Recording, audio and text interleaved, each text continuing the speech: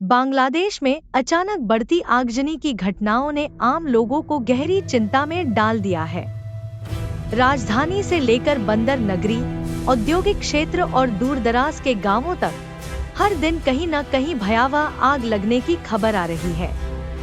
कहीं आवासीय इलाका, कहीं कारखाना, कहीं सरकारी दफ्तर या बाजार, हर जगह एक जैसी रहस्यमयी आग। इन घटनाओं का समय, बारंबारता और राजनीतिक परिस्थिति देखकर अब बहुत से लोग मानने लगे हैं कि ये केवल आकस्मिक हादसे नहीं, बल्कि एक सुनियोजित राजनीतिक प्रतिशोध और षड्यंत्र का हिस्सा है। बांग्लादेश के राजनीतिक इतिहास में आग हमेशा से एक भयानक प्रतीक रही है। सत्ता के बदलाव के समय, आंदोलन संघर्ष के दौरान या चुनावों से ठीक पहले जब भी राजनीतिक तनाव बढ़ा है, तब आग एक तरह का हथियार बनकर उभरी है। हालिया घटनाएं भी उसी प्रवाह की पुनरावृत्ति है। जिस तरह लगातार कई क्षेत्रों में एक जैसे आगजनी की घटनाएं हुई हैं, वह इशारा करती हैं कि इसके पीछे कोई संगठित चक्र काम कर रहा है। वे लोग जो इस देश को अस्थिर करना, जनता में भय फैलाना और सरकार के प्रति भरोसा तोड़ना चाहते हैं।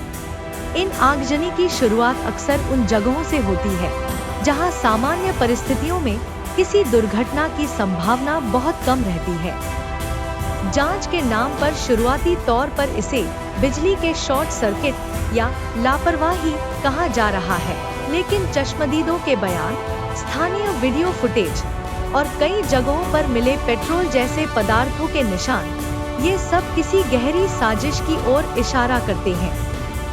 जो लोग लंबे समय से बांग्लादेश की राजनीति पर नजर रख रहे हैं, उनका कहना है, ये आगे केवल इमारतों को नहीं, बल्कि सरकार की विश्वसनीयता को भी जला रही हैं। कई विश्लेषकों का मानना है कि इन आगजनियों के पीछे दो स्तरों की ताकत काम कर रही है। एक तरफ देश के अंदरूनी राजनीतिक प्रतिद्वंद्वी हैं, जो सत्ता के संतुलन को बिगाड़कर अपना प्रभाव बढ़ाना चाहते हैं। दूसरी ओर कुछ अंतर्राष्ट्रीय हित समूह हैं, जिनकी नजर में बांग्लादेश की राजनीतिक और आर्थिक स्थिरता एक बाधा है। जैसे दक्षिण एशिया में प्रभाव बढ़ाने के लिए विभिन्न महाशक्तियां प्रतिस्पर्धा में हैं, बांग्लादेश एक रणनीतिक स्थिति पर खड़ा है। इस स्थिति को नष्ट करने और देश के भीतर अनिश्चितता का माहौल पैदा करने के लिए आगजनी एक टूल, एक परोक्ष हमला हो सकती है। यह अंतर्राष्ट्रीय राजनीति में कोई नई बात नहीं है। मध्य पूर्व से लेकर अफ्रीका, यहाँ तक कि लैटिन अमेरिका के देशों में भी देखा गया है। कभी आतंकवाद, कभी आगजनी, कभी दंगे, इन सब का उपयोग किसी राज्य को कमजोर करने के तरीके के रूप में किया जाता है। बांग्लादेश में शायद वही तरीका अपनाया जा रहा है। बाहरी प्रभाव, आंतरिक प्रतिशोध और मीडिया की भयकथा मिलकर एक जटिल अग्निराजनीति का निर्माण कर रहे हैं। आर्थिक दृष्टि से भी इन आगजनियों का नुकसान भयानक है। किसी गारमेंट्स फैक्ट्री में आग लगना यानी सैकड़ों मजदूरों की नौकरियां चली जाना। किसी झुग्गी झोपड़ी में आग लगना यानी हजारों परिवार सड़क पर आना। मगर सबसे बड़ा नुकसान देश की साख को होता है। जब अंतर्राष्ट्रीय मीडिया कहता है बांग्लादेश ऑन फायर, तो वह सिर्फ घटना विवरण नहीं, बल्कि एक राजनीतिक संदेश भी होता है। विदेशी निवेशक पीछे हटते हैं, एक्सपोर्टर्स चिंतित हो जाते हैं और देश पर अस्थिर राज्य का ठप्पा लग जाता है। ठीक इसी जगह पर षड्यंत्रकर्ता फायदा उठाते हैं। दूसरी ओर देश के राजनेताओं का व्यवहार भी संदिग्ध है। एक पक्ष आगजनी के लिए सरकार को दोषी ठहराता है, तो दूसरा पक्ष विरोधियों को। लेकिन कोई भी वास्तविक जांच की ओर ध्यान नहीं देता।